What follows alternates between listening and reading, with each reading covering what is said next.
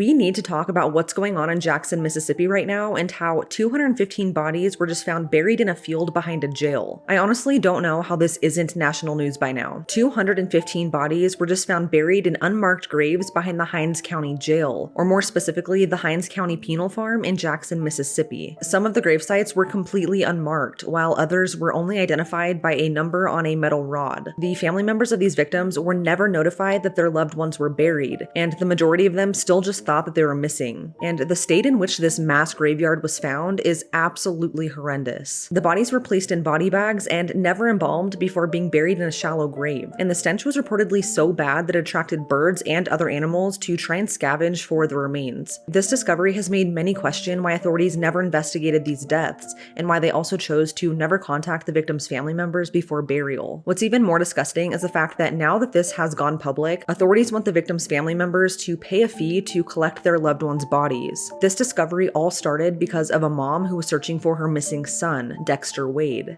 This is Betterston Wade, and she last saw her son Dexter on March 5th, 2023 around 7:30 p.m. when he left her home. After not being able to contact him, Betterston officially reported Dexter missing to police on March 14th, although at first she was hesitant to do so because she didn't trust the Jackson Police Department. Just 4 years prior, Betterston's 62-year-old brother died after a Jackson police officer slammed him into the ground. That officer was convicted of manslaughter, but he's currently trying to appeal. Because of this, she was scared to report Dexter missing to that same police department, but she ultimately thought that's what was best to try and find him. The case unfortunately was not taken seriously from the very start, as the initial investigator assigned to the case misspelled Dexter's name as Dester. But Betterston gave the police department photos of him and remained in constant contact for updates. She reached out to the police department multiple times over the span of months, but every single time they told her that they had no updates for her, which was not true at all. In fact, they knew where Dexter was from the very beginning.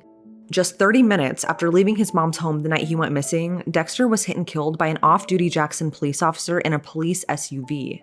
At the time of the incident, the officer was not cited for any traffic violations, he wasn't given a field sobriety test, and Dexter's death was ruled accidental. Now, Jackson police say they were unable to identify him at his time of death, but according to the autopsy, the medical examiner, and from Dexter's body eventually being exhumed, it was found that his driver's license had been in his front pocket the entire time. At first, Jackson PD said they couldn't identify him, but then they changed their story to say that they called Dexter's mom once to inform her of his death, but when she didn't answer, they never tried calling again, even despite the medical examiner giving them that information from the start.